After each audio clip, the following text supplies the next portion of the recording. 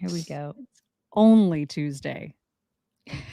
That's all it is. Hi, everybody. It's Tuesday. Mock is super excited about the lineup today. She's really excited. I'm having one of those days where I just hate everything and everyone. I'm right there with her. I'm right there. It's already like, I feel like it's the Tuesday-est Tuesday in Tuesday town. Mm-hmm. And it feels like it needs to be Friday. You know what I mean? Just needs to like be the weekend. I didn't this have a week. weekend this last week. I didn't have much of a weekend. I need to have a weekend. I need a massage and a drink right now. Okay. You know, I don't know if you guys realize this, but you in danger, girl. You in danger. For real. There's a lot of stuff going on. We're going to be telling you about a lot of the stuff that's going on in the country. And it's going to crap. It's just out going of the country also. Right, out of the country. It's just going to crap. So you guys really need to visit forpatriots.com and then do forpatriots.com/chicks to check out all the discounts and deals. You should get some stuff and start prepping, basically. If you are already not prepping. If you already are a prepper, you can still find some really great discounts and deals out there. forpatriots.com/chicks, because you in danger, girl. All right. Do what she said. Do it. We're not, Instagram is borked. So I don't know what's going on with Instagram. It's not working. It's not connecting. I don't know why. But yes, maybe that's why I hate everything and everyone today. It's because Toby Keith dying. And that's just so sad. I mean, my husband and I just saw like a little Instagram or a reel or whatever of him like a week ago. And we were both like, oh my God, he looks so weak and frail and not at all like the Toby Keith that you know. And it's just so sad. So he had, for those of you who didn't know, he had stomach cancer, and he succumbed to that disease last night at the age of 62, which is so young. Oh my God, so young. Sad. Yeah. Now, the only thing that I will say about that is that he said he was ready. Like he had peace about it. Right. And he had such huge faith. You know, he was a Christian. And so in the interview that I saw with him, he was like, you know, I have faith and I feel like he was ready. So I guess that should be comfort to people around him, at least his family. I would hope his family has comfort in that. But God, cancer sucks, man. It really just so does. It so does. And so, I mean, he was one of the good ones, you know, it's just, it's really. Yeah. It's really sad. And then speaking of cancer, King Charles also has been diagnosed with cancer, although they're not saying a lot about it. They're just saying that they found it during prostate surgery. So I don't know the extent of it. He seems very optimistic and positive and like not terribly concerned about it. So I guess that's good. I mean, it's at least good for him to project that kind of optimism as a king. Apparently Harry is on his way home to show support, which not with Meghan, but like on his own, he's going to show support. So look at him go and be a son. That's something. Yeah. Oh, I have somebody to thank already. Shauna Flanagan, thank you. She says, happiest of birthdays to my sister Amy. We adore you, ladies. Thank you, Shauna. Birthday, Amy. Happy birthday. A couple other just miscellaneous headlines. Lauren Boebert has filed for a what are they called? Restraining order against her ex. That's what you call it. That it's a restraining order. Right. Isn't that weird to get a restraining order against your ex-husband when you have children together? Especially because they've been so weird since they're split. Like, remember how they like made out in a grocery store parking lot and like that? It's just such a strange relationship. So and they have kids. They have like 4 kids together. 4 boys together. Yeah. Yeah. And so she's got the restraining order. She also, I don't think we're going to be seeing much of her in Congress after this election. She's polling like 5th in her district. I don't think she's going to win re-election. And it's probably a good thing. I think at this point, she just needs to step away from public life. Deal with their personal life. And like, I think we were talking before, and what does she manage a bar, or she has a bar? She did. Cause remember how that's how she became famous is like doing like all kinds of bar speeches or whatever and owning a bar. I'm just saying, I would not be surprised if she got on OnlyFans. I'm just saying, I'm putting it out there. She's putting it out there, you guys. I mean, you heard it here first. I'm putting it out there. Listen, if there's a money issue, I think she could do well. I'm not going to. And if she's willing to go to a public musical and get groped in the middle of the audience. I don't feel like she's above it, is what I'm saying. I'm not gonna fight you on that one. I'm not gonna fight you. I'm just saying. Yeah. I mean, is that wrong? Listen, we say a lot of wrong things, but I'm not gonna fight you on that one. We say a lot of things that are totally inappropriate, and I'm with you on that. I'm speculating, obviously. This is not, I'm not putting this out there as an actual rumor. I'm just speculating about what she might do post Congress. That's all. Right. The two of the psychopath illegals who beat up the New York cops, 2 of them have now been arrested at a bus station in Phoenix.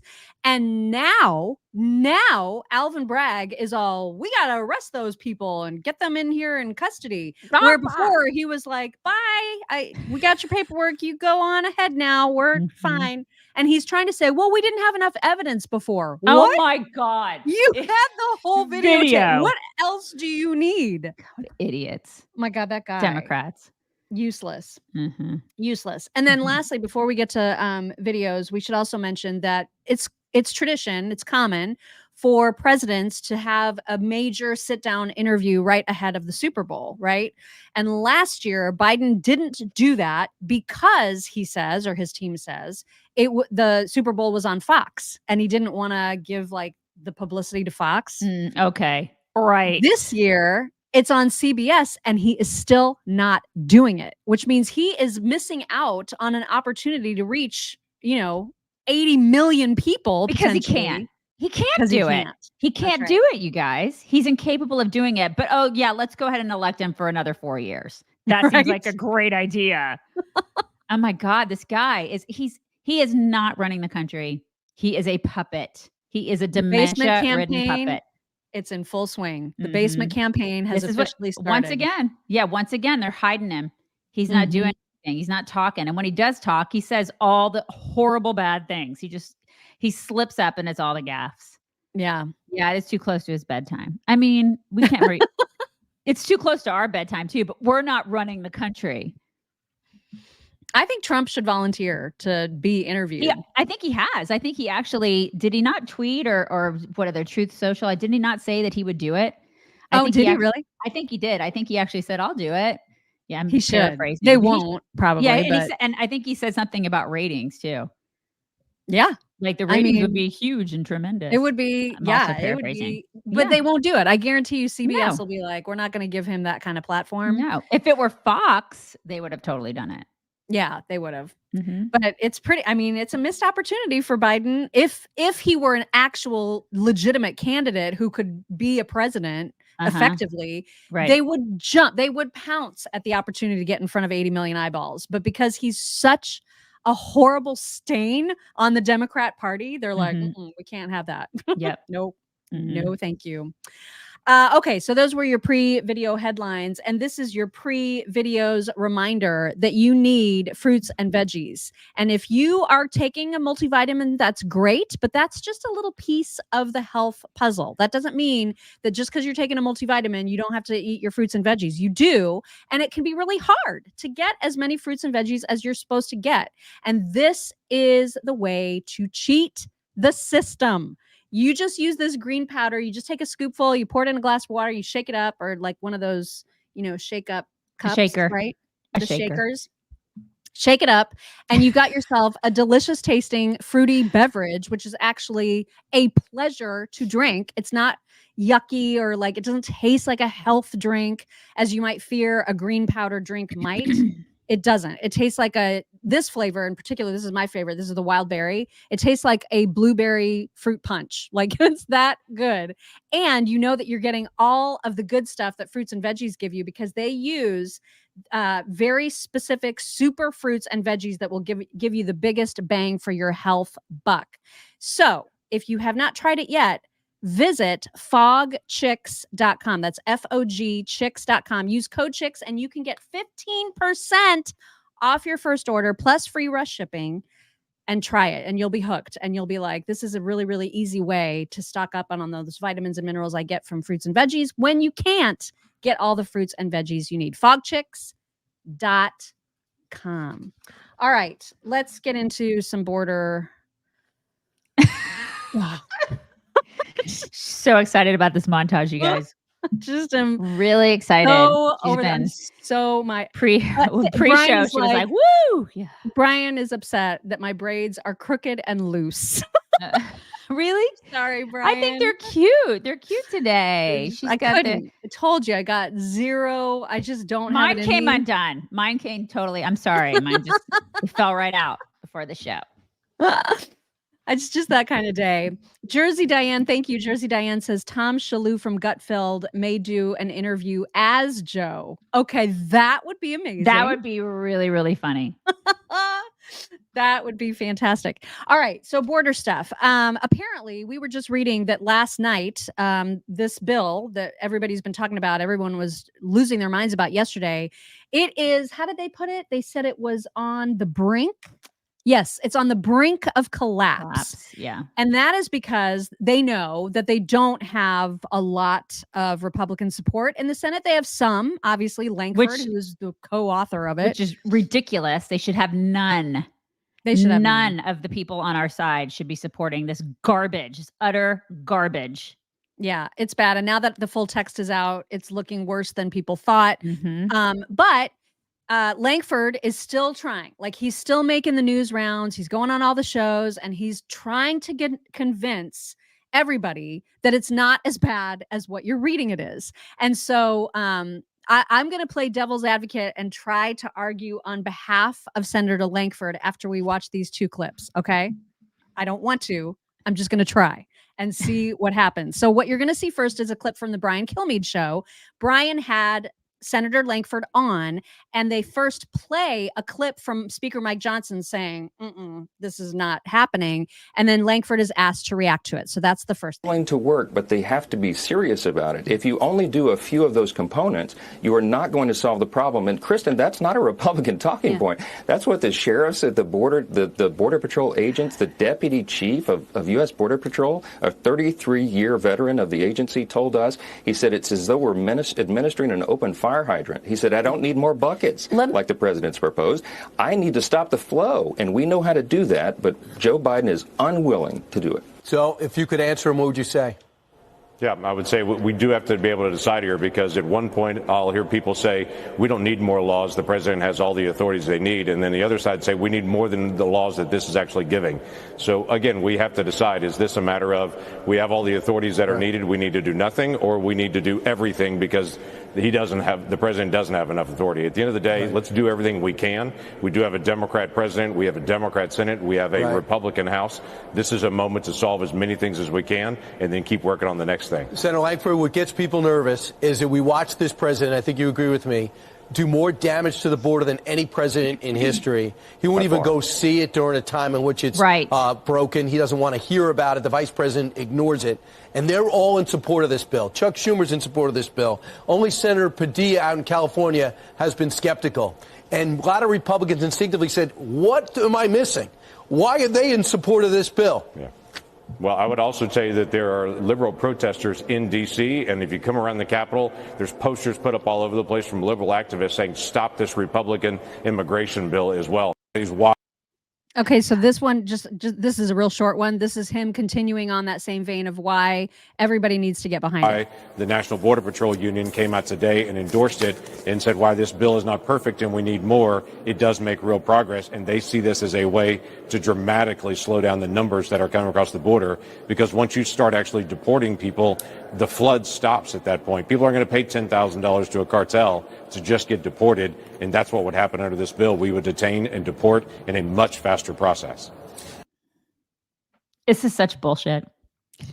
That's what this is. It literally is. And I'm so mad at this guy for going around and basically doing Democrat talking points, because they've conditioned the media to try to train everybody over the past couple weeks that the president can do nothing and that this is all up to the Republicans. And if the Republicans don't do this shitty bill, then it's the Republicans' fault. Before the election, this is what they're doing. This is exactly what they do. This is because the media is in cahoots with the Democrats. So this is precisely what they're doing. And so now everybody out in, Dumbville, which America, they believe that this is resting on, like, this is somehow a great bill and this is going to stop the flow of illegals, when what it really is a bill that gives more gimmies and give outs and handouts and freebies to illegals who are breaking our laws. And there's going to be more people coming over the border getting more free crap from us, the American taxpayers who actually follow the laws. It's more of that. And they actually, in their brains, they think, oh, no, this is going to stop it. And if the Republicans don't do it, the Republicans don't want to work with people. They're bad. That's what they've been conditioned to think. This is such bullcrap. But they are so good at this. Yeah, they're masterful right? at like it, aren't they? So good. I mean, Tim Kaine, this is what Tim Kaine tweeted. When was this? This was at 9:00 last night. He said, Democrats and Republicans negotiated a bipartisan border deal, good for the United States, but now Republicans are backing out, just like 2013, just like 2018. Why don't Republicans want border security? See, this is it. This is what they're doing. It's the ultimate gaslighting. Totally. Ultimate in gaslighting. Exactly, and they are masterful at it because they have the media in their pocket and they're all just laying in bed, smoking cigarettes, going, look at what we did. Look at what we can do to the Republicans. I mean, it is so gross, but they're doing it. They're doing it, and it will work against some of the lofos. I mean, they will be like, we tried everything. We even had a Republican put together this great bill, and now they just won't do anything because they want to make it political. Right. That's what they're saying. They want to make it political. Oh my God. When the very first day, Joe Biden he just turned around everything that Trump did. And that's the reason we're in the mess that we're in. And he can turn it back around with an executive order. He could do it. He could do it yesterday. But he chooses not to do it.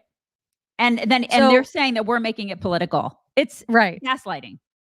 So I said that I was going to try to defend Lankford. And so the question I will ask, because this is a question that is getting asked, only just not in the way that I am asking it, but isn't what he's trying to say, and how do we respond to a complaint that I've often made about Congress when they don't work together? So, for example, he's trying to say, listen, it's not perfect, but it helps. And that's why the Border Patrol Union is now in favor of it, because they're so desperate. They're so desperate for any help that they're willing to go along with this terrible bill.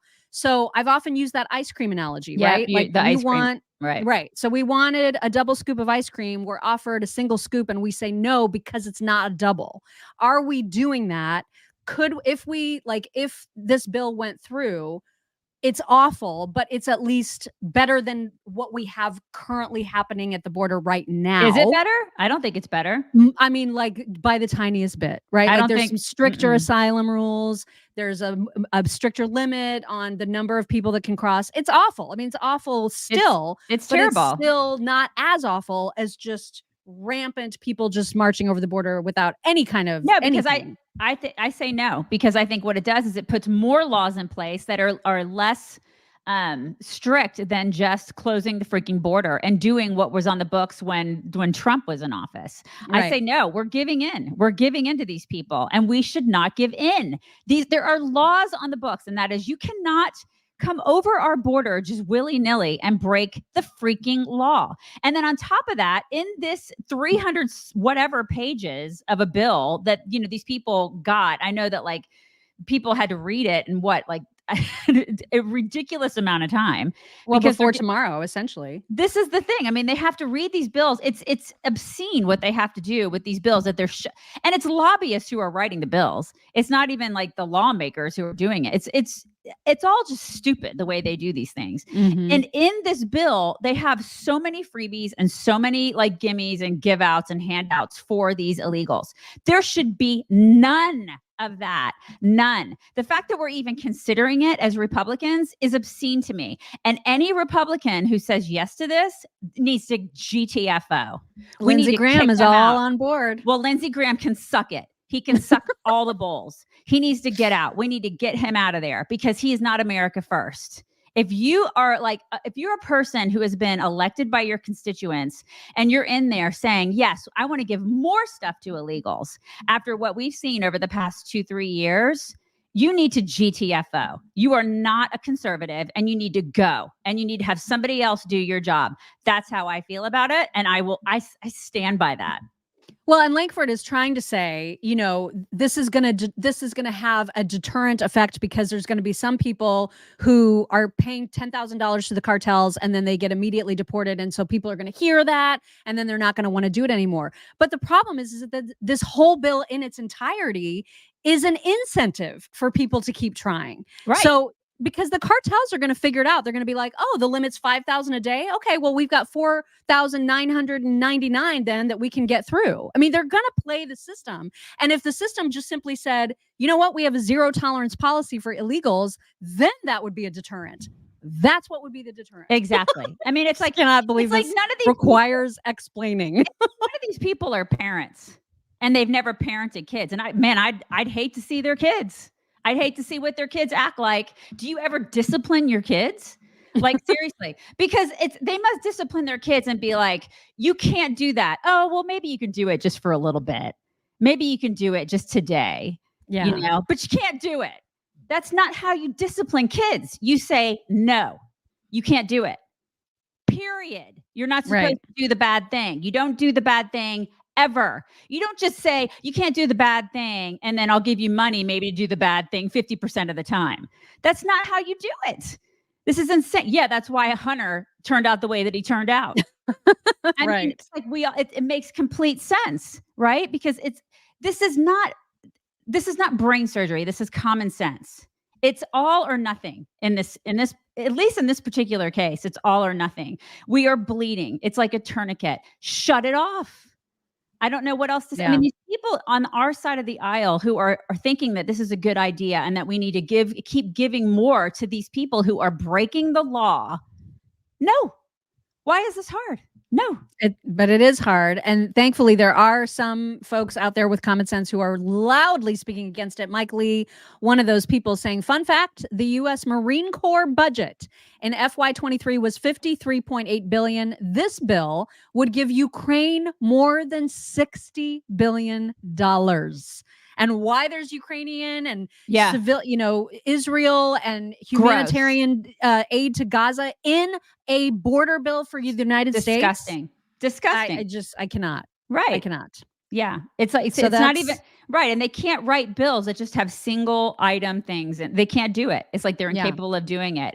Become capable of that, especially in this case, because this is a super important issue.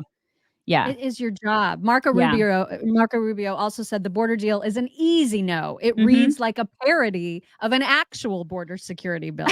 Exactly. And the AP reported that it's a $118 billion package that pairs border policies with aid for Ukraine and Israel. And so Sean Davis said this abomination of a bill legalizes the invasion of 2 million illegals every year, pays for their lawyers, and gives Ukraine another $60 billion. Your government hates you, wants to replace you, but until that happens, it's going to steal every last dime from you that it can. Yeah, I think we forgot to bring that up. It does. It actually pays for their lawyers. We're paying for their lawyers in this bill. You guys want to do that? After you paid for their health care, you paid for their schools, and now you're going to pay for do you guys, is anybody out there paying for your lawyers? Because I know nobody's paying for our lawyers. We pay for our own lawyers when people sue us. I mean, who's paying for your lawyers? We have to pay these people. They broke the law. I'm not paying for these people's lawyers. Everybody, we already are though. It didn't even have to be part of this bill. We're doing that now. But this is the thing. It's outrageous. And and Sean Davis is absolutely correct. Our government hates us. Well, the government can suck it. I mean, here are my middle fingers. I'm tired of this, and everybody else should be tired of this. And it is a hard no. It should be a hard no from everybody on our side. Josh Hawley said, talk about screwing working people. This border deal allows illegals to get immediate work visas. Immediate. Wages will fall like a lead balloon. Thank God. Thank God for people like him. America-hating bill. Right. Thank God for people like him. At least there's a couple that still believe in America first. But all the other ones, everybody needs to be aware of who are the people that are voting for this or want to vote for this. And those are the people that we need to go get out. Yeah. Donald Trump, of course, talking about this on his True Social, saying only a fool or a radical left Democrat would vote for this horrendous border bill, which only gives shutdown authority after 5,000 encounters a day, when we already have the right to close the border now, which must be done. This bill is a great gift to the Democrats and a death wish for the Republican Party. It takes the horrible job the Democrats have done on immigration and the border, absolves them, and puts it all squarely on the shoulders of Republicans. Don't be stupid. We need a separate border and immigration bill. It should not be tied to foreign aid in any way, shape, or form. The Democrats broke immigration and the border. They should fix it. Make America great again. Could not be more right. It's a perfect tweet. It's perfect. It's perfect. It's tremendous and huge and perfect. It's the most beautiful tweet I've ever seen. It's so beautiful. It's so perfect. But meanwhile, Chuck Schumer, the thing about Democrats too is that they have to know that people like us and many others are onto them. Right. Like, we're not dumb. And so we can see exactly what they're doing. And so now he's trying to pretend as though, and he the words come out of his own face where he's like, well, what are you going to do? I mean, we've got this bill. So how can you not want to pass something to secure the border, even though they didn't want to pass the bill that the House promoted that was absolutely about border security? Here is Chuck. The bill that you passed didn't get a single Democratic vote in the House or the Senate.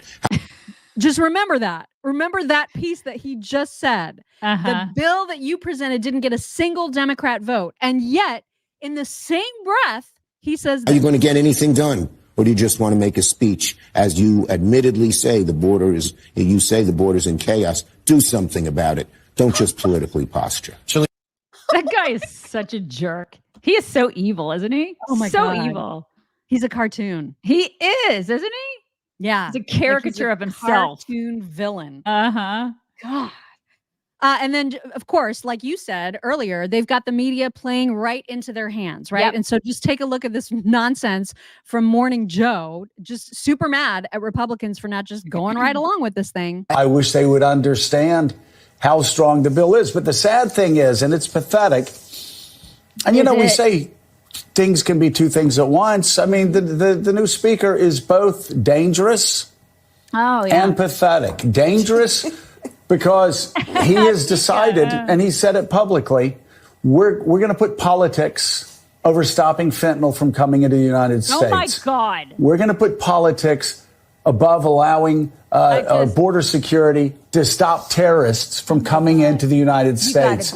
We're going to keep the border chaotic for at least another 10 months because we want things to be as chaotic as possible for Joe Biden. It's just these people are despicable. Like, they're so gross. I don't know how he can look himself in the mirror. We've been dealing with this shit for 3 years, Joe and Mika, and y'all have ignored it. And now we're screaming about it. Republicans have been screaming about it. So for them to try to pretend Republicans haven't cared and that they're just sitting back and making this political, screw them for saying that. That's ridiculous. I love that now all of a sudden he's like, oh, the fentanyl. Oh my God. It's killing people. Really, Joe? Really? What a schmuck that guy is. It's incredible watching the Overton window shift on the Democrat side. And the same thing happened with Al Sharpton. So Al Sharpton actually uses the word invasion. You guys, check this out. I almost didn't believe it. You're getting migrants beating up policemen in the streets of New York. You're seeing an influx of migrants all over the country that frankly have people outraged. And couldn't there be some kind of public pressure put in the next couple of days in some of these senator states saying, why are you allowing this to continue? Because at the end of the day, senators have to deal with their voters. And at the same time, in the bill, you give money to Gaza, to civilians in Gaza and Israel. But the border, I mean, we're looking every day at the invasion of migrants, and they're playing a time game with politics on this. Every day. Oh, my God. Yeah, and we're playing politics. Meanwhile, his president wants to take the razor wire down in Texas. Which is working. It worked beautifully. Now everybody's going to Arizona and California. I mean, but this is, exactly. He wants to take the, but we're playing politics. Right. It's... I want a divorce. I want a divorce from these people. I can't. Isn't it just maddening? I know. It is. Tammy's like, I am screaming. I mean, I know. It's like it's constant gaslighting and projection is what it is with these people. It's like being married to a complete lunatic. Yeah, absolutely. I want a divorce. Eugene Heiger, thank you. Eugene says, why are they trying to make laws at all? No country that I know of are without borders. It's about money in their filthy pockets and votes. And I'm glad you said that, because this last clip is a little bit of a flashback. I think it goes back to 2022. Before Mike Johnson was speaker, he was just a regular plain old congressman still fighting on this very issue. And this was a conversation he had, I don't think he was planning on it being a conversation, but he allowed Jerry Nadler to kind of bust into his time as he was talking about the fact that Democrats are doing this because they want votes. They want illegals to vote. And he was showing them the evidence, and Jerry Nadler is pushing back. And this was a pretty extraordinary exchange. Again, this is a flashback to, I think, 2022. That's not true. The New York City Council voted in December to allow this. It begins January 9, 2023. Cities in Vermont and Maryland already allow this, and similar measures are under consideration in Illinois, Maine, and Massachusetts right now. Mr. Gentleman, will you? Yes. I believe those are nice mask considerations of allowing votes in municipal elections only. Right, but thank you. That's the point. Everybody wants to know at home, why would they allow this? Guys, they're allowing it because they're going to turn them into voters. Yeah. They already are doing this in New York City, largest city in America, and this is the plan of our friends on this side to turn all the illegals into voters. That's it, folks. That's what's going on. That's the game. That's why the border's open. That's why they've dropped it. Look, I respect Ms. Lothgren and all her work in this arena. Yes, I'll yield, Mr. Chairman. I'd love to hear what you have to say about this. As a New Yorker, I would love to think that New York is the entire country, but it is not. It is not, and consideration is being given to permitting non-citizens to vote in New York, and I believe in the capital city of Vermont. I forget which that is, but as much as I'd like to believe it, New York and Vermont are not the entire country. But, Mr. Chairman, that's the whole point. This is what's going on, folks, at home. If you're trying to figure this out, if you're scratching your heads, you're seeing the video, you see droves of people, 2.4 million people coming over the border illegally, the president allowing, the Democrats in charge of Congress are allowing it. The deal is they're going to turn them into voters. You just heard it. They don't have any problem with that. They celebrate it. Here's the deal. We have a problem with it. The Constitution has a problem with it. American elections should be decided by American citizens. That's it. My God, this is not difficult.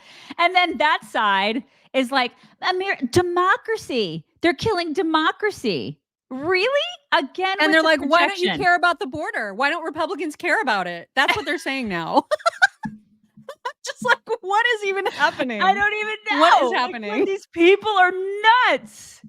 And then they're like, hey, media, start caring about fentanyl. Start saying that these people don't care about fentanyl when they've been screaming about it for 3 years. And we've been acting as if it doesn't exist. And calling them xenophobes because they don't want to let these people in for the past 3 years. Oh, my God.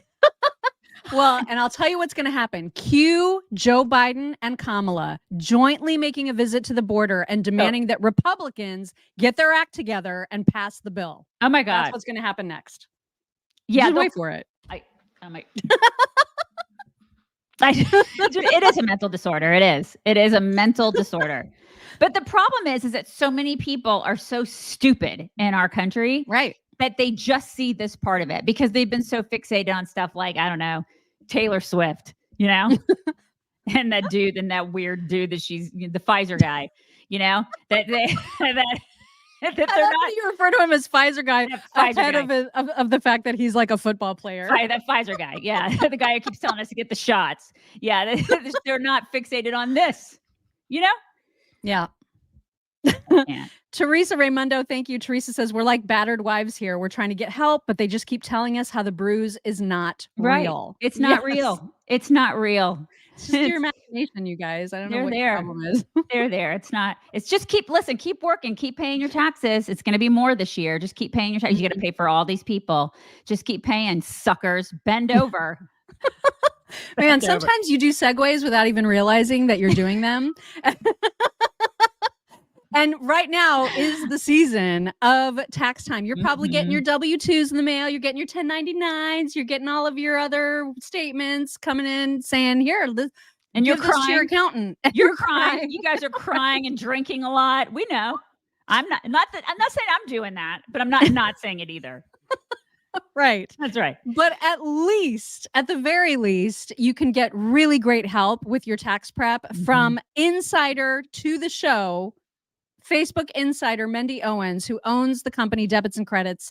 You can find her at debitsencredits.com. That's like N, not and, but debits credits.com. And you can use code CHICKS to save $50 off of your tax return. She is ready to help you work through all of the tax hullabaloo. And by the way, here's the other cool thing. I know we've talked about her using her as a tax preparer because her company does that. They're based not only in Texas and Indiana, but they can help you no matter where you are because they have a client portal that's national. And they have all these different levels of membership that you can explore, like client service memberships, that depending on which membership level you choose, you get all kinds of extra benefits and services thrown in. And so we're talking about like serious business help, audit protection, tax notice help, identity theft restoration with taxing authorities, free meetings with her up to 4 hours per year, free coverage of tax returns for your dependents. All kinds of things get thrown in depending on what level of membership you choose. But they are a full service business and tax consulting firm. And she's an insider. When you support her, you're supporting us and you're helping yourself all at once. It's the best of all worlds. So visit debitsencredits.com, use code CHICKS, and you will save $50 off of your tax return. So you may not save $50 to your tax bill, but you're definitely going to at least get help off your tax return. And who knows, she'll probably find loopholes to save you money on your taxes that you never even dreamed were possible. Check her out at debitsencredits.com. She just gave us a super sticker too. Balls to the wall. She is. She says, thanks for letting me help serve the awesome community that you've built. Y'all are my people. Balls to the wall. It is tax season. You know she's busy right now. My God, so busy. And thank you too to Michael Steller, who says, good morning, chicks. Always a joy listening to you. Love you both. Thank you so much, Michael. Thank you. Okay. I can't. Like, this is why, I mean, we were raging and this is why, right? Because we see all these clips. We're talking about them pre-show and we're already in a rage. Oh my God. That's why we go live and we're like, yeah. That's going to be the thumbnail, by the way. That face I just made, that's going to be the thumbnail. It totally will be. YouTube's going to pick that one. All right. Well, let's move on to something a little more frivolous, I guess, if that's the right word. But we haven't talked about the whole lover escapade happening with Fani Willis back down there in Georgia. And according to this Fox News alert, this is from last week, Jim Jordan had tried to request documents from her that she was ignoring. And now there's been a subpoena. Here's where that Past the hour now, House Judiciary Chair Jim Jordan apparently subpoenaed Fulton County DA Fani Willis for documents after 3 attempts that he had made to get her to respond to requests voluntarily to no avail. The subpoena is now for documents, not an appearance now, related to the Fulton County DA's use and misuse, allegedly, of federal funds. Willis is under the microscope for this alleged improper romantic relationship with a special prosecutor that she hired for the Georgia election interference case. That's the big RICO case now, stacked up against former President Donald Trump and many others. So we will see how that turns out for that Jim case Jordan. Is my new one life to live. She said that case is my new one life to live. I love it so much. Well, and now Fani is admitting that there was this inappropriate relationship, but she is also insisting it's fine, you guys. Just because we had this affair doesn't mean that like there's, you know, that there's prejudice in the case at all. It doesn't matter that Nathan Wade has 0 experience with RICO cases and that he was obviously given this job because of the affair. Don't you worry. Don't you worry, you guys. It's all on the up and up. Didn't she run against somebody else? Like years ago, she ran against somebody in some election, and it was under the premise of you had that other person had inappropriate relations with somebody, and she used that against her in the race. And so so I mean, it's like, hey, pot, meet kettle. You know what I mean? It's like it's interesting how that works in politics. Like they're all gross and they do the gross things, but then they accuse the other person of doing the gross things when they're in fact doing the gross things. It's a clear case of projection, always. Yeah. Again. MSNBC also trying desperately to sort of excuse this. They're playing both sides. It's very concerning that he doesn't have RICO experience, but does it really matter? I mean, in the grand scheme of things, can't we just all get along? Like, that's essentially what MSNBC is doing. All right. And finally, this for you, Lisa. Fulton County District Attorney Fani Willis is acknowledging for the first time having a personal relationship with Special Prosecutor Nathan Wade. The revelation came on Friday in a 176-page filing, and in it, Willis's team argued the relationship did not result in any, quote, disqualifying conflict of interest. Election interference co-defendant Michael Roman, who first made the allegation of an improper relationship, is attempting to use it to have his charges dismissed. Former President Trump has joined that effort. There is an evidentiary hearing on the allegations scheduled for next week. Lisa, what do you make of all of this? Mika, in a word, it's tawdry. And I don't think it really has much impact on whether Fani Willis should be disqualified, because at the end of the day, the things here that are troubling, and I want to be clear with our viewers, there are some things here about this that are troubling to me. In particular, the fact that Nathan Wade doesn't really have a background in RICO law. On the other hand, if you take Fani Willis at her word that no relationship developed between the two of them until after his appointment, and you take her at her word that these are two financially independent people who, in the course of one of their divorces, ended up in a relationship with one another, there really is no there. It is just a distraction that is needlessly consuming time. And as you noted earlier, the name of the game with Donald Trump always in litigation is delay. Okay. All right. Yeah, and Mika and Joe are like sitting there going, listen, we don't want to talk about crapping where you eat because, Is that frowned upon? Are you supposed to? Are we talking about like the drawbacks of that? Because we're us and we did that. We would never date a coworker. Yeah, we would never do that. No. Yeah. Oh my gosh. Anyway, I thought it's been a while since we've talked about that whole scandal, and that's where that is. So if you were wondering. That's nasty. There's a lot of chitter chatter on the internet right now about Tucker Carlson's visit to Russia, ostensibly to interview Vladimir Putin. And so there's a little flashback clip of him talking about how he found out that the NSA was spying on him. This was, I think, some months ago, but here's what he said. And this kind of builds up to yesterday. Broke into my Signal account, which I didn't know they could do. How do you know the NSA broke into your Signal? Because they admitted it. I got a call from somebody in Washington. This person said, are you going to come to Washington anytime soon? Yeah, actually, I'm going to be up in a week. Meet me Sunday morning. So I go, and this person's like, are you planning a trip to go see Putin? And I was like, how would you know that? I haven't told anybody. I mean, anybody. Not my brother, not my wife, nobody. How would you know that? Because NSA pulled your text with this other person you were texting. How did you know that? It's crazy. That is crazy. Isn't that nuts? They're watching everything that we do, which, I mean, like you and I write some crazy stuff to one another. So they're entertained.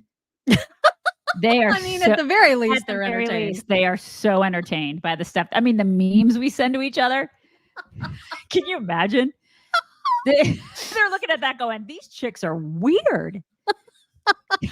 especially that Daisy one. She's got a sick sense of humor. Sick. Yeah.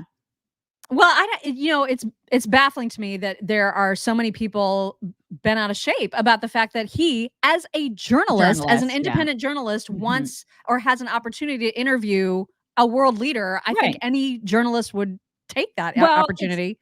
Nowadays, people get freaked out about that, but I think a lot of us are old enough to remember when journalists would do that. Right. I mean, that's kind of the point of their job. The problem is that they want to paint him as a Putin lover, essentially.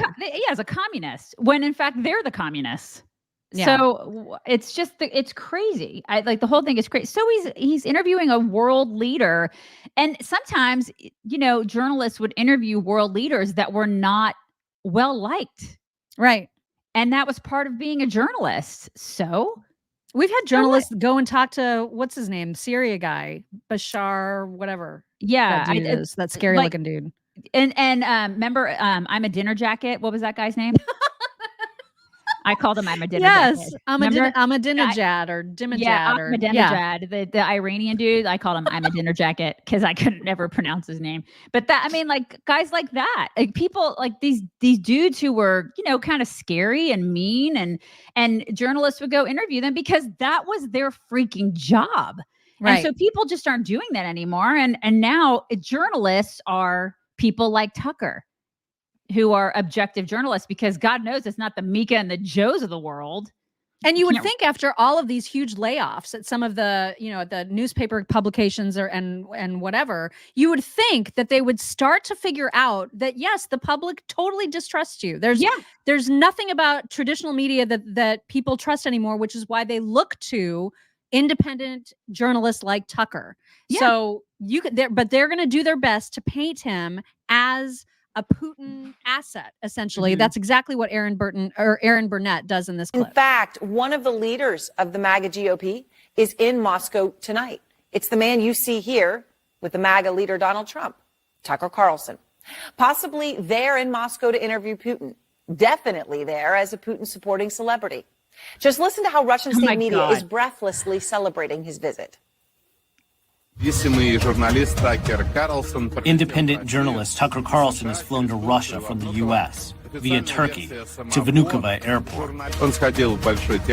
He saw Spartacus Ballet at the Bolshoi Theater, had lunch in a nice restaurant, went for a ride around town, rode the subway. He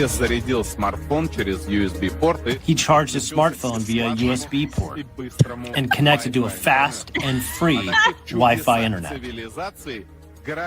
He charged his phone, although they're knowing the details about the fact that it was during USB port may give him reason to think twice about all of this. But look at them talking about him like a celebrity. Everything he does on camera, breathlessly repeated. Now, it is unclear if an interview between Putin and Carlson will take place, but if it does, it gives Putin a chance to sit down with a big supporter.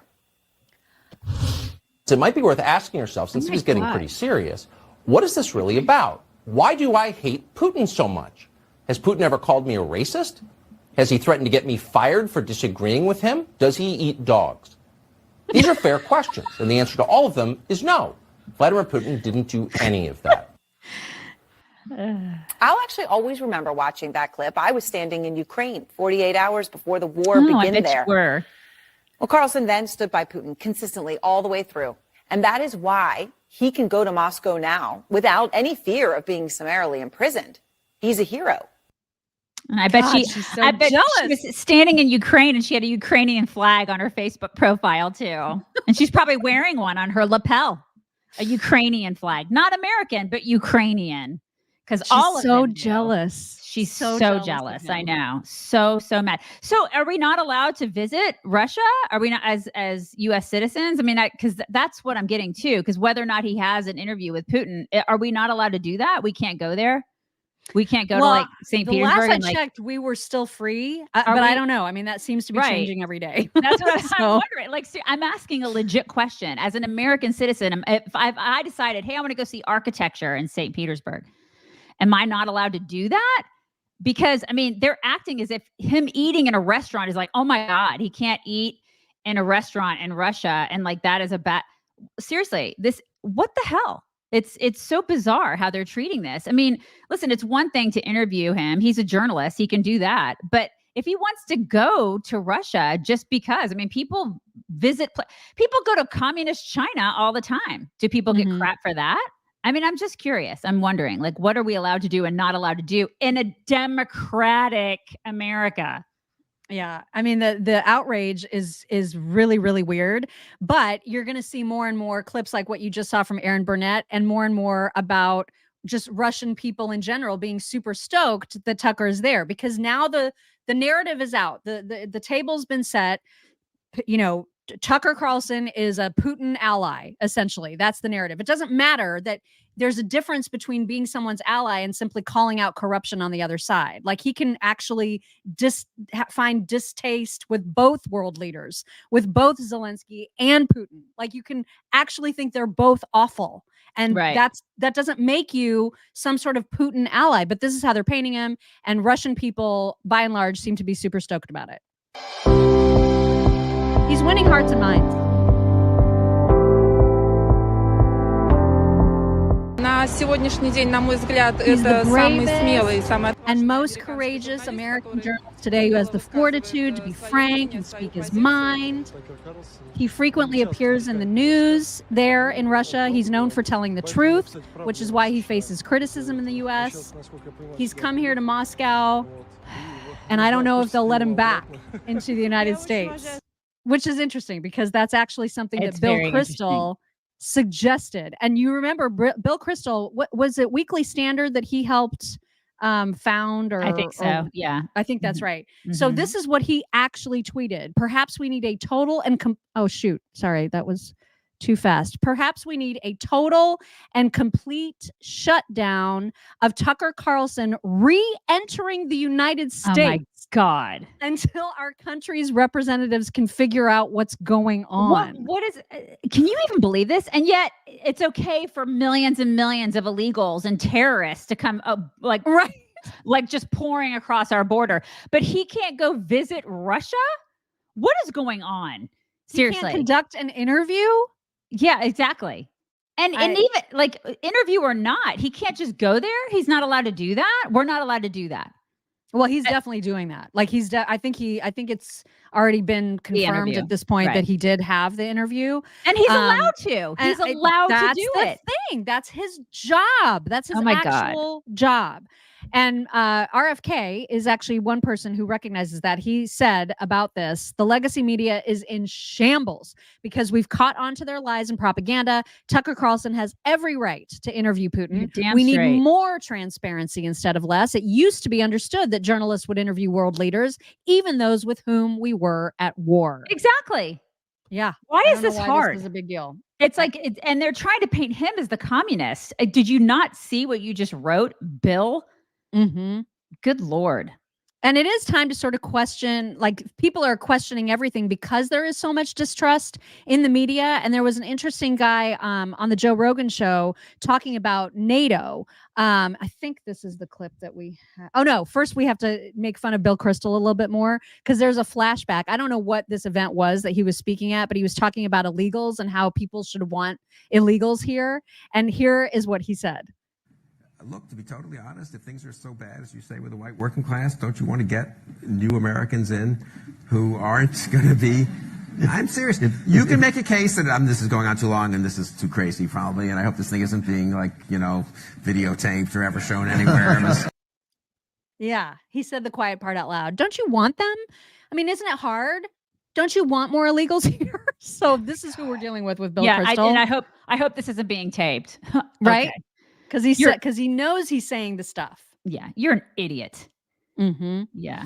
So anyway, this Joe Rogan fellow, I don't know who this is. There's a lot of like really wise people within the government who were completely against NATO expansion in the 90s when it first started. At least 3 secretaries of defense, Robert McNamara, Robert Gates, George W. Bush and Barack Obama's Secretary of Defense, William Perry, who was Bill Clinton's Secretary of Defense and the Secretary of Defense at the time, they all opposed it in like the strongest possible language and all explicitly for the reason that this will provoke a conflict with Russia. George Kennan, who was the founder of the containment strategy, the old school Cold Warrior. There's this great interview he gave with Thomas Friedman from the New York Times. You can find it online. And it's in the 90s when they're doing the first round of NATO expansion. And he is like furious. Like his anger comes through the page when you're reading it. Because he's like, what are you guys doing? We won the Cold War. We won. And now you're picking a fight with Russia. And this isn't Vladimir Putin's Russia. This was Boris Yeltsin, And he's like, these aren't the Soviets. These aren't the communists. These are the heroes who overthrew them. Why are we picking a fight with them? And he was a Cold Warrior. He was like, you're throwing away my life's work.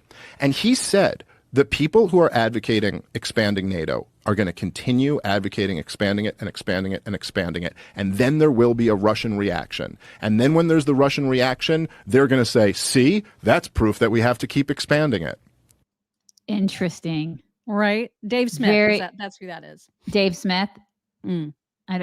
That's so interesting. Yeah. Wow. And people, this is the kind of stuff you're not going to hear that in legacy media outlets. You're damn right. People are so thirsty to hear these differing viewpoints, stuff that they may not have heard before. And that is what scares traditional Aaron Burnetts of the world. And that's why she's like, he's a puppet. He's a Russian puppet. It should scare, because way more people watch Joe Rogan than that chick. Exactly. So, I mean, it should scare her, and rightly so, and which is why he got another deal, and that's fantastic and good for him. And more people are going to alternative media sources, and they're just sick and tired of the mainstream. But there still are the people who watch the mainstream, which is why, we always tell you guys, go vote, go vote, go vote, grab 15 people, because of all the dumb people who still watch the mainstream media and still rely on the CNNs and the MSNBCs and the CBSs and the ABCs. Those people are the ones that are the reason, that and the people who are all the illegals that are coming into this country. But that's the reason that scares me with elections. I get really scared about elections because of that group of people that still rely on this bull crap and the narrative that's fed to them. And because they're so in cahoots with the Democrat Party. Well, and here's an interesting thing that just sort of puts a cap on this whole discussion. It's sort of related, sort of not, but it's back to this World Economic Forum, right? Because this is where the elites gather to like make plans to change the world and to reset the world and all of these things. I don't know who this woman is. She's a WEF member, and she herself refers to herself as an elite. That's how crazy WEF has gotten, where they are now completely open about referring to themselves as elites, which automatically puts everyone else in the peasant category, right? Right. Like if you're not one of them, then you're the other. And so the fact that she says it out loud in this way, and also recognizes that we peasants do not buy their shit, this is extraordinary. The good news is the elite across the world trust each other more and more. So we can come together and design and do beautiful things together. The bad news is that in every single country they were polling, the majority of people trusted that elite less. Oh my God. So we can lead, but if people aren't following, we're not going to get to where we want to go. Unreal. She is Regina George on steroids. Right? On steroids. I hate her. I know. I was just like, you're just saying that. You're, without shame, you're saying we elite, we're great. Like we trust each other. We're like totally simpatico. We're better. But all those peasants, man, they're making our jobs so hard. Yeah. We better thans are not like getting our point across, because they're starting to, because the less thans are trusting us less and less. Mm-hmm. And it's so problematic. It's a bad thing. What a biatch. Yeah, I know. I saw that and I was like, this has got to be shared. God. And the fact that is happening in America, like she even alludes to the fact that happens in the United States of America. Our founders are just rolling. Yeah. Globalists are scary, man. Yeah, they are. Scary. And listen, and our leaders are buying into that. They've bought in hook, line, and sinker. They've bought into that crap, and they are leading us in there. We are like on the cliff. We are all into global. Yeah, let them eat bugs, right, Don Quixote? Let them eat bugs. Mm-hmm. Shelly, thank you. Shelly says, every time the media starts focusing all their attention on one subject, like Taylor Swift, look for what they're trying to distract you from. The harder they push, the deeper we need to dig. I think people are waking up to that for sure. Yeah. And Colleen, thank you. Colleen says, it's terrifying that I knew exactly who Daisy meant by I'm a dinner jacket. Ahmadinejad. I'm now in sync with the chicks. You are. You're right there, Colleen. I'm a dinner jacket. Yeah. Michael Stellar, thank you. He says, the sad thing is I believe the left doesn't even believe the crap they're selling. They just want power and control. Of course they do. That's exactly right. God, it's just crazy. Yeah. So Biden was asked, I think he might be walking out of an ice cream shop. I'm not 100% sure where he is, but he was asked by screaming reporters, hey, Donald Trump wants to interview you like right now. Are you going to do it? And so here's how that went. Trump is ready to debate you right now. Do you accept? Pardon me? What does debate you immediately, you said? Immediately? Yes. Will you debate him? If I were him, I'd want him to debate me too. What? You got nothing else to do. If I were him, I'd want to debate me too. He doesn't have anything to do. Nothing else to do? Okay. While he's eating a shake. Like a slushie or something? Yeah, like a smoothie. Right. Okay. But he has nothing else to do. Like our border, everything's falling apart in the country. Like we're in shambles and that guy's eating a shake. Okay. But you're telling us that he has nothing else to do. He's All right. no Trump's. He's that wasn't he's good just like optics. hanging out eating bonbons right now. Right. He gave some speech. He was talking about all kinds of things, abortion being among them, and he was super mad about the fact that Republicans refer to Democrats' position on abortion as being abortion on demand, which it absolutely is their policy. That's absolutely their policy. He's trying to deny that, but the case that he makes kind of weak. Take a listen. I look like something now saying Biden's for abortion on demand. Not true. That's not what Roe v. Wade said. It said the 3 trimesters. Oh my God. Okay. So it's not abortion on demand. It's just abortion in all 3 trimesters. Right. Don't you see the difference? I don't. No, I don't. I don't see that. Somebody's going to have to spell that out for me. I don't see the difference. What's the difference? You don't see the difference? How can you not see that? It's night and day. God, this guy is an idiot. I cannot. Okay. So it's just abortion on demand is all 3. Okay. You got it? It's Serenity totally now. different. I can't. Completely different. There are 3 trimesters, Joe. There are actually 3 trimesters. Yeah. Right. Okay, here's some good stuff. Bill Maher has his own not the show that he does. What's the show? He has his late real night, time, like his real time late night show, and then he has like a show where he just smokes pot with people. Right, exactly. So this is the pot smoking this is one. the pot smoking one. Yeah. Right. And he had on Patrick Bet Davis with him, and Patrick Bet David rather. And so they, had a wide-ranging conversation. And I loved watching some of these clips because PBD just put him in his place so gently. Like he's masterful at it. And he actually, you can tell that Bill Maher is nervous, even though he's high as a kite. But he says things and then he like undoes things that he says and then realizes that what he said is really stupid. And it's just kind of amazing to watch. It is. Because, Bill Maher, when he's more on script, on real time, is he seems more together than he does when he's high as a kite and dealing with somebody that's actually his smart. match. Yeah, exactly. Yeah, exactly. So this first clip, they are talking about, Bill starts to make fun of Biden and Trump's dementia and says Trump is way worse. And PBD is like, you sure about that? And Bill Maher is like, well, I don't even really care about that. Dude, you're the one that brought it up. Here it is. With Trump and Biden, Trump, of course, is even more demented and full of dementia. Oh my God. But they're around the same. But Biden wears it horribly. He shuffles and he looks fucking old as dirt. You said Trump is more dementia than Biden? Yes. You didn't just say that. You said Trump. Oh, you like Trump more than Biden? No. I mean, you can. In the area of dementia, there's a lot of things you could say. Did you really? Did you see what Trump said this weekend? Yeah, the whole thing about Nancy Pelosi and Nikki Haley. Right. And then he, somehow, some way, everybody from the media comes down and says, no, that wasn't Nikki Haley who shut down and controlled security. It was Nancy, Pelosi. But to say dementia between the two, have you look, Biden, you listen to 100 speeches, you can't even, he can't even go through his speeches. Yeah, this whole subject, I feel like, is kind of the red herring of the election. Is it? It never engages me that much because, I know who Biden is, and I know who Trump is. We've both seen them a lot, and yeah, they're both not at their life's peak for them. President. He's struggling. He's on the struggle. Right? He should probably cut down on the pot. And then maybe you wouldn't struggle so much, especially in situations where he's wrong.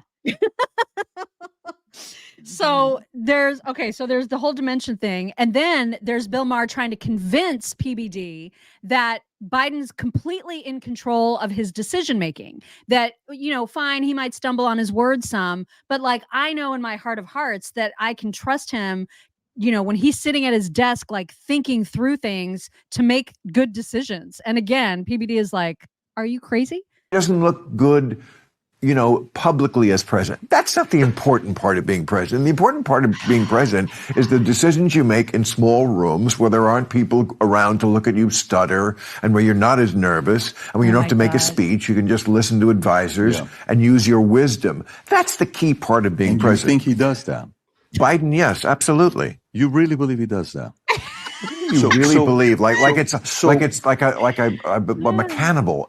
Yes, people really believe it. Like half the country thinks he's done a pretty good job being fair, giving what you're dealt with as president and then where we are. Really, what is so hard to believe? Excuse me, about I think Biden did a good job because the economy went in the toilet because we're losing a lot of our own troops overseas. No, things are fucking good.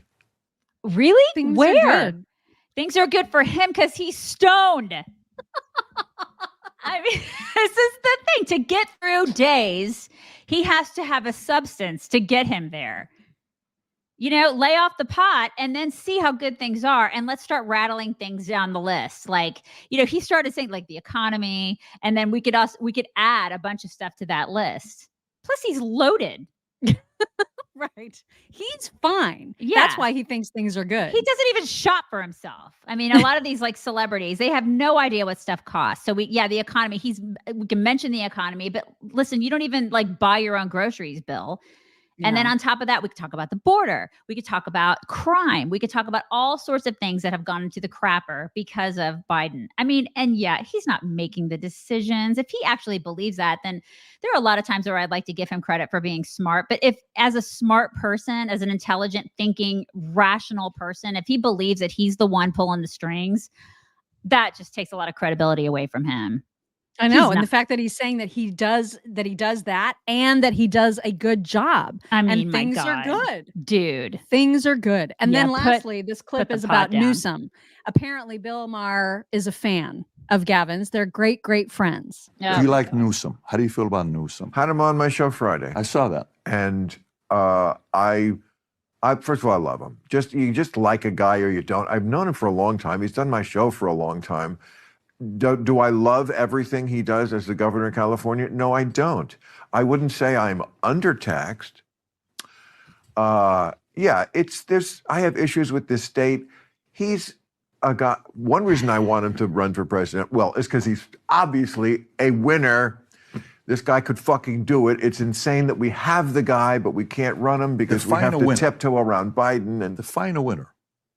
Well, he would win the election. Oh, so he would win the election. He's a talented debater, speaker, communicator, deflector. And politician. And he's a smart guy. He's a smart, real guy with a pair of balls. Do I love everything? No, you never do with a politician. But first of all, I think if he ran for president, it'd be great because it would force him to move to the center. Now you're running not just in California. I mean, this is California. It's weirdo. Are you a results-driven guy? No, I like to watch things fall apart. I mean, you wouldn't build a show that you build and win at the levels you won, for decades if you weren't results driven, right? I mean, you're Bill Maher. What do you mean? Well, what's the point about results? That's exactly where I'm going with you. So results driven guy. Right. What areas has Newsom won in? You said he's a winner. Winner of the election. He could win the election. But based on what though? Do you want results? Like what has he done to California to say he's a winner? Oh God, I don't know. It's too. Bill, you're a smart guy. You know what? He made it rain. Okay, dude. It wasn't raining. Someone said that. He said great job. It wasn't raining, and now it's raining. So he's got my vote. Okay, you know what? Respect. I mean, I don't know. I don't follow the news. Oh my God. Completely and totally baked. Because he can't say anything. He got destroyed in that interview. Yeah. He just got destroyed. You should watch the whole thing if you guys get a chance because it's extraordinary. He's so high. If he watched that back, he had to have been so embarrassed by that. I would hope so. My God. I would hope so. Baked. My God. We also need to mention that there's a new propaganda narrative underway in Israel. There was a IDF soldier who was standing at an intersection, and this 14-year-old boy came out of nowhere and just walked up to him, started a conversation, then went to stab him, a 14-year-old Gazan boy. And naturally, you're going to see like the Palestinian side be like, oh my God, I can't believe Israel, the IDF is killing children. Right. This is the spin because they shot him, obviously out of self-defense. They shot this kid. And now there's all this like horror that the IDF is killing kids. So this is the picture that you're going to see of this boy. Looks perfectly precious and innocent, right? But he is part of an indoctrination system that teaches him from birth that he is supposed to kill Jews. And so that's what he's been taught. And that's what the video shows him trying to do, which is why he meets the end that he does. Oh, God. And stabbing.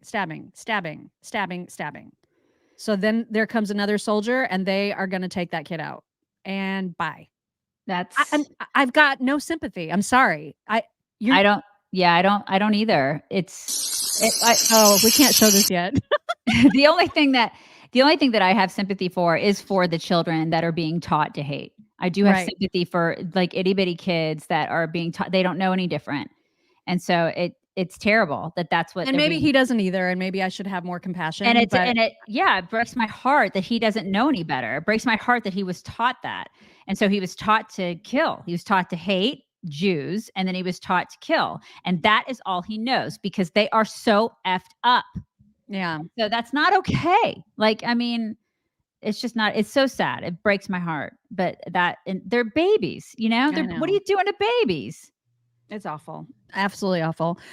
Which is why we needed the palate cleanser of RFK Jr. just grabbing a rattlesnake like it's nothing. Like this is RFK, right? Like he just randomly goes around and picks up snakes. This is what he does. And it's a rattler. I know. Oh my God. Even the dog's like, dude, what are you doing? And then he starts like poking. What is he doing? I mean, that's nuts, you guys. But also kind of badass. It is, but like we've had 2 rattlers on our front porch. You shoot them. You don't pick them up.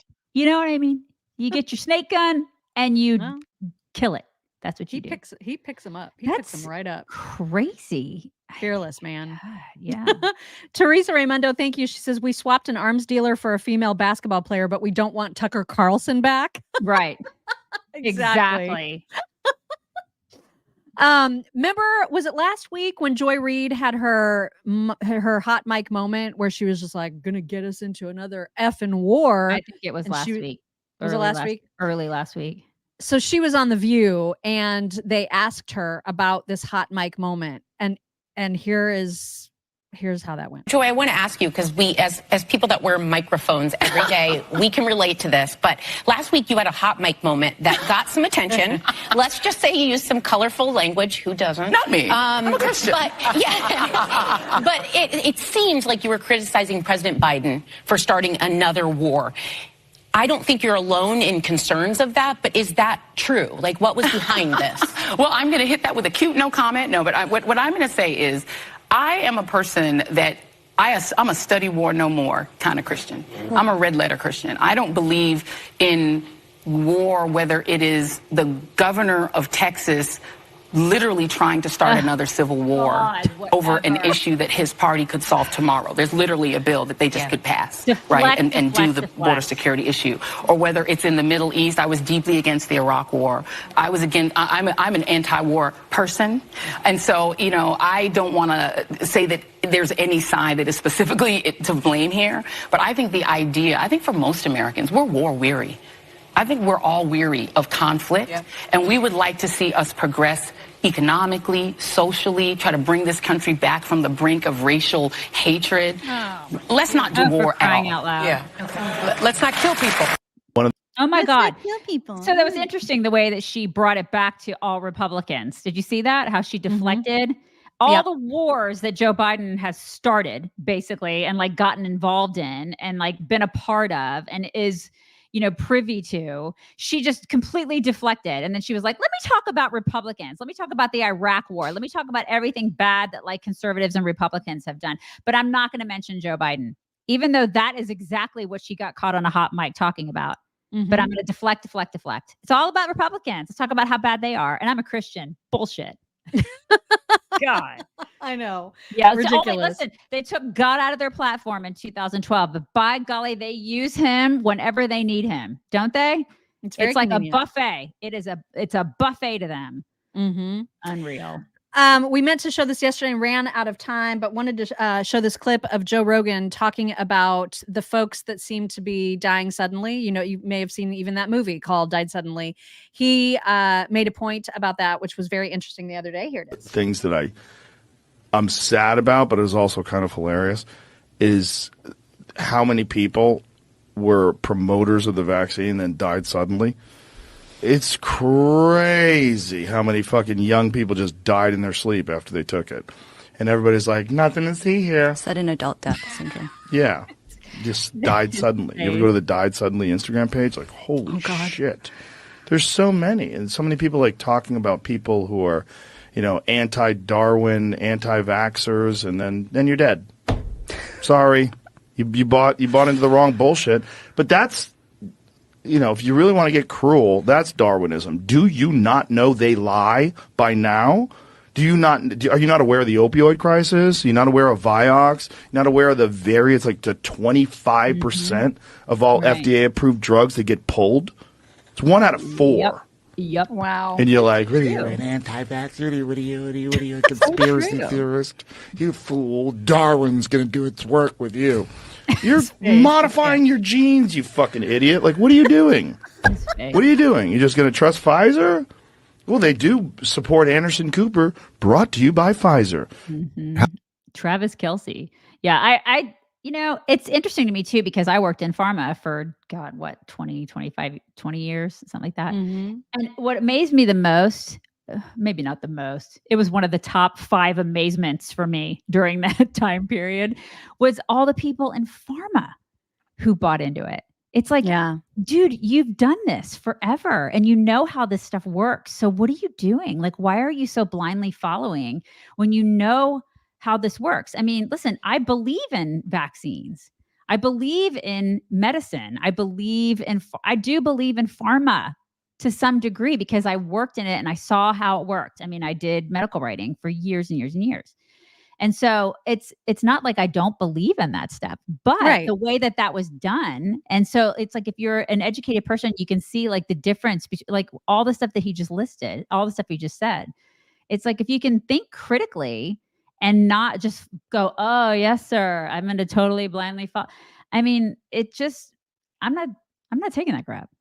Well, I mean, I think it's a good reminder that you need to question everything. All the things. Question all the things. Yeah. And that's actually like a realization that Dr. Drew came to. And so he was on with Dave Rubin.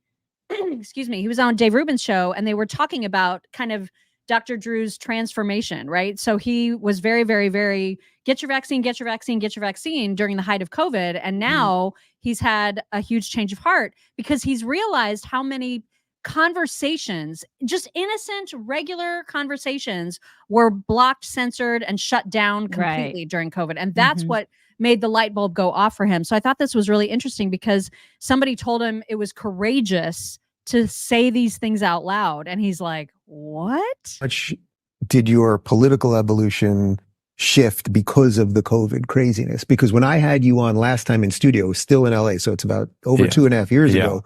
You were still sort of saying some nice things about Fauci, and I know you guys have a history. I sense you've shifted a bit on that, or at least you're amenable to some other ideas. I am open to everything now. I'm open to things that I never thought I would have been open to. And I really think that the door fully came open. I've realized that everything in the news is BS. Everything. There is nothing that I can consume on any legacy media that I can trust. And that is shocking and that's disturbing. And it makes you wonder how long it's been going on for. And I'm concerned it might have been a very long time. Yeah. Was there a straw that broke the camel's back on that specifically? Yes. I was going to tell you that my interview with my first interview with RFK Jr., he was so reasonable and so smart and so many interesting ideas and enlightened me to this cozy relationship between the regulators and the pharma companies, which I really wasn't aware of. I mean, I can't let a pharma company representative into my office to give me a pen with a drug name on it, and yet those guys are living together and cross-pollinating jobs. I mean, that's mind-boggling to me. So, and that he had a very sensible, didn't necessarily fully agree with it, but a sensible idea about vaccine research that he would like to push forward. Not that vaccines are bad. His family's all vaccinated. My family's all vaccinated. And at the end of that interview, he said something to me. I've met him now many times since then. He goes, "Oh my goodness, Drew, you are so courageous to talk to me." And I thought, it blew me back in my chair. I thought, I need courage to have a conversation with an adult in a public setting. And he was right. This is a time where I didn't realize how much speech was being suppressed, how much was being manipulated, how much. Then what happened after that was the Twitter files, and I started seeing what's going on.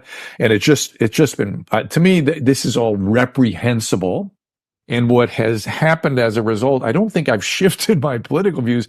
I've just really I never imagined I'd be in this point in my life at this age and place in my career. Freedom and freedom fighting and the courage to stand up for it have been the most important thing in my life right now. And that's crazy. Yeah. That is great. I live in the United States of America and I have to worry about freedoms. I have to fight for freedom. That is an insanity. And I'm hoping it's something that will pass soon. Yeah. Aren't we all? Yeah. We're all hoping that. Yeah. Yeah. Yeah.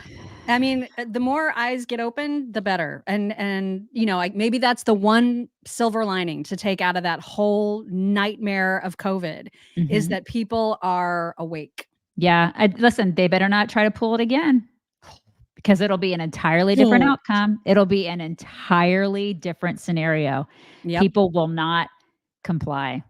No, they will not.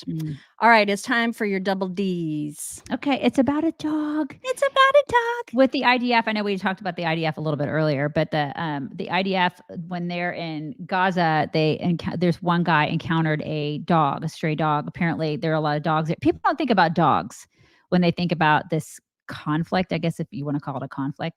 They don't think about dogs. And so when I saw this yesterday, I thought, oh my God, like this is such a heartwarming video because this dog apparently has been mistreated like badly, very badly. It's muted only because it's music and there's nothing, you're just going to miss a few whimpering sounds. But other than that, it's just the visual that's important. Yeah.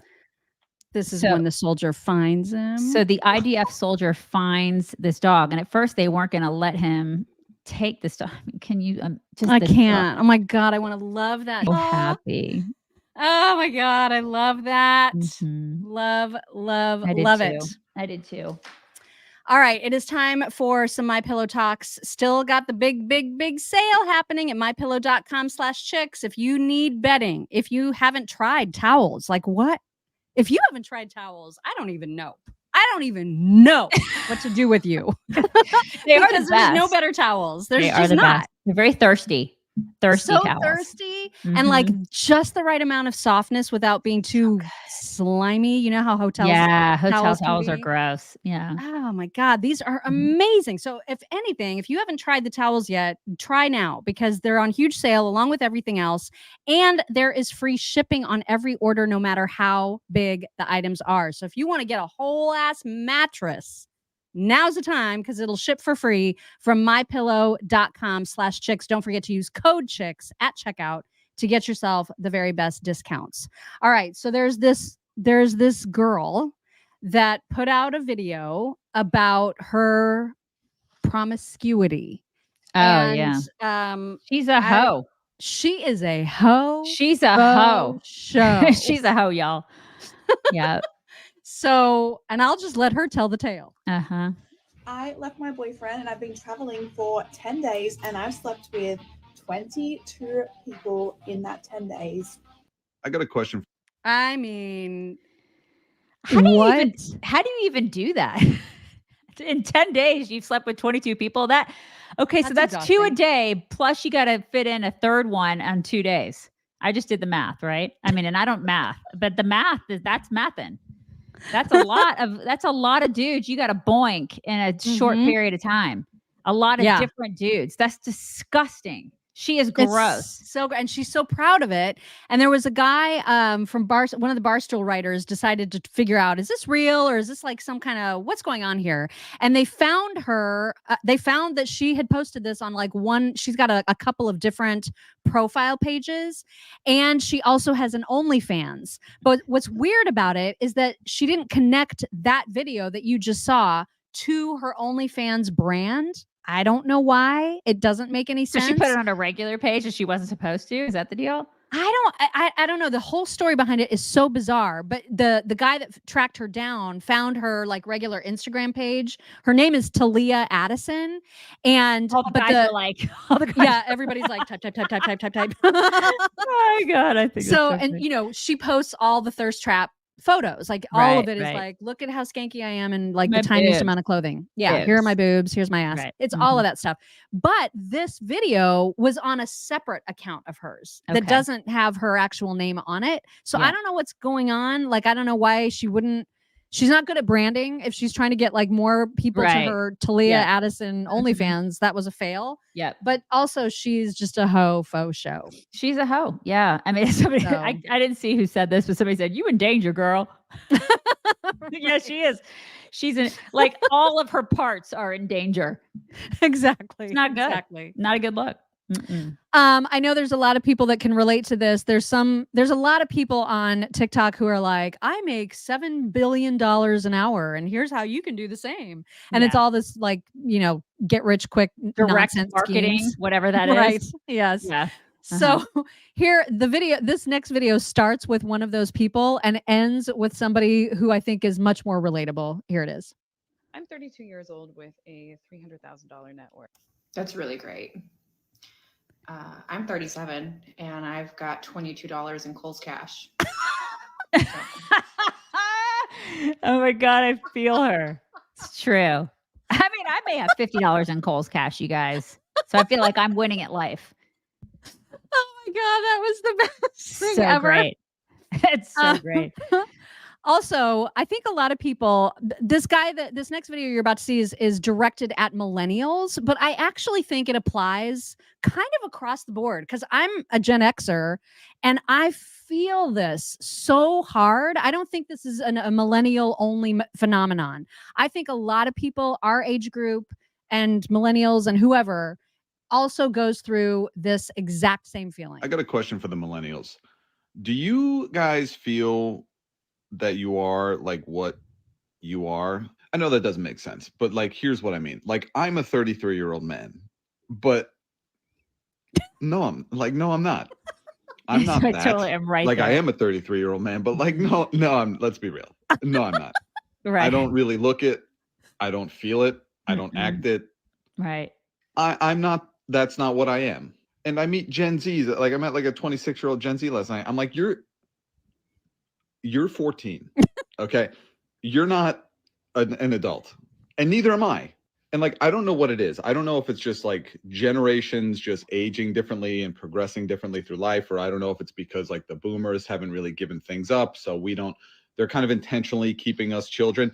And I think we're deep down inside, we're probably okay with it. Like, I know we're clamoring for like, no, it's time for us to take things over. But like, I don't know, man. That sounds like a lot. That's like 43-year-old stuff. That's 33-year-old me. Like, I'm still learning how to read. So I don't know if this is just like something that's just a me problem that I need to talk to my therapist about, or this is. Of course, he's a therapist. I got a question for the millennials. I totally feel him though. I am in no way an adult. The only difference there between as a Gen Xer that I feel like I have between me and him is that I feel like I look 52. I just don't feel 52. You know what I mean? That is like fake news. Like, no, I'm serious. Like, I'll look in the mirror and I'm like, who is that? And that's how I feel in my 50s. Like, I don't recognize myself in the mirror, but then I feel the same as I did in my 30s, if that makes any sense to you guys. Yeah, that's the whole point. And I hate it. I hate that. I'm like, what is that? Like, what's happening to the shell? But then the inner part is like exactly the same. Like, I feel like mind-wise and like attitude-wise, everything. But I'm like, why? is the meat wagon different than it was? Right. So different than it was even 10 years ago. I don't like that. Yeah, it's weird. But I hear what he's saying about it being sort of an imposter syndrome where you'll do very adult things. Like, I'm building a house. You've built a house. Like you do these adult things, but at no time have I ever felt like an adult. No, it's weird. I know. And then you have to act, but you have to act like it in certain situations. And you're looking around and all the other people your age are acting like it. And you're like, are we all just acting like it? Or do you really feel like are you an adult and I'm the only person in the room that doesn't feel like it? It's weird. It's super weird. I always feel like I'm the only person in the room that doesn't technically feel like an adult. And I hang out with a lot of people who are younger than me because I'm one of the older parents. Yeah. And I hang out with a lot of millennial parents. And I'm like, they look at me like I'm more experienced. And I'm like, I don't know what I'm doing. You guys are like I feel like you're just as old as I am, really. Yeah. Yeah. It's crazy. I think we're all going through a little bit of imposter syndrome. Yeah, it's weird. Catherine Lazzaretti, thank you so much. She said, sending you money before the IRS takes all of mine. That's so sweet. Thank you. They're going to take more this year. I feel like they're going to take more. Sure. Just get ready. I relate more to this person than I do like people my own age. I wish I had the financial security to be able to quit my job so I can pursue my real passion in life, which is eating potatoes. Yes. That's exactly right. God. And all it's different, every form of potatoes. All of the forms. I've never met a potato that I didn't like. Same. Absolutely same. Right. Speaking, you had like the best double D about dogs. You guys, there's a canine cop who's having a birthday. And this is just the sweetest. Start over because I forgot my hat. 10th birthday, you guys. Good job, though. 10th birthday. He knows what's coming. We're going to get this right. Oh, my God. I love it. I love it. Oh, yes. Happy birthday, bud. You can blow them out. Blow them out. Hold this one. Good. Oh my God, I cannot. That is the most precious. He's like, heck yeah. Isn't that sweet? He's having a birthday. So sweet. Give him the rest of that donut. You better give him the rest of that donut. That is so sweet. He's like, give me more. It's green. It's green. I want more. Oh, God. Look at his gray little face. 10. I mean, can you even? Give him the big one. He needs the big one. Give him that whole thing. Don't you skip. Listen it's to that Greenfield. Tail thumping. He is so cute. I know. Those canine dogs. God bless them. They are just the best. You never see, listen, I love cats, but you never see a cat doing that. He ate that right out of his mouth. So anyway, cute. I just love that so much. Also, this gives me anxiety, but I had to show you this dog video because what are they going to do? How are they going to fix this? What did you do? What happened? Look. What is it? It's one of those bones. Oh my God. How are they going to get that out? Uh-oh. I'm so worried about this dog. They went to the emergency vet. They went to the emergency vet and they probably just had to cut it. Oh my God. They had to cut one side and then just take it off. That would happen to me. That would absolutely happen to me. This is totally would. It would absolutely would so happen to me. I'd be like, my dog has a bone stuck. This is. Okay, one more, and that is because I did not realize that this is a place, but it is in fact a place. I guess it's somewhere near Miami. It is a place called Raccoon Island, where you go by boat to an island filled with raccoons that want nothing more than to like play with you and take food from you, and I just can't. Where? Welcome to Raccoon Island. North Miami. North of They are Harbor. so gentle when taking food. Oh my God, Miriam. Can you even? They are used to tourists and We just have to want go. your I know. Read description to know where this island is. Yeah. So it's Sandspur Island near Miami. near Miami, and I cannot even believe that I did not know that was a thing. We have to go. This has to be a field trip, a chick's field trip. Right? Next meet and greet. Yes, totally. That would be fantastic. I have one quick thing that I need to say from Cindy Patton. I got you had already said the other day that you got the jammies. Yes. I got my jammies in the mail from Cindy, so I wanted to thank her. And then I also got my my shit show supervisor. Yes. And then I got I got a cute little stuffed longhorn. How Aren't cute they is nice? he? Oh my God, he's so soft. I love him. So thank you. And I got my little clutch too. I got my gold clutch. I just wanted to say thank you to Cindy. That was very, very sweet and a lovely, lovely card. So thank you for that. Yes. And my friend, and just a shout out to my college friend Splink. She sent me a Jason Kelsey giant cookie yesterday, and she wrote this lovely card because she watches every day. And she, she wanted me to specifically say thank you to you two for all the entertainment. And that's so it was just sweet. Really, I love my friend Splink. Was he being a Viking? Was he being a Viking? Well, he was definitely shirtless. He was like, victory! Yeah. It's like all of that meme is everywhere. It's everywhere. Okay. So we're bringing it in. You want me to grab? We'll bring it in first. Let me see if I can grab Astrid. I don't know if she's here yet. They were supposed to shut off our power today, but we lucked out and they never shut it. Oh, yeah, that's right. That was supposed to happen today. And so the power, they're always late. So I figured they'd probably be late. They said 8 o'clock and look at us go. Hold on one second. All right, let's hope we get some flaps because it's been a while, right? I feel like it's been a while since we've had some flapularity. You guys may actually get a flap from Astrid. Oh, no. Oh, no. I know. Come here. Come here. You want to say hello to everybody? Give a flap. Oh, you're so slimy. Oh, God. Can you flap? Don't try to. It's just everywhere. It's just, look, you guys, can you see? Like, it's just, God. It's just everywhere. It's so gross. It's just disgusting. Anyways, Coda says hello. And you guys have a wonderful Tuesday, and we will talk to you tomorrow.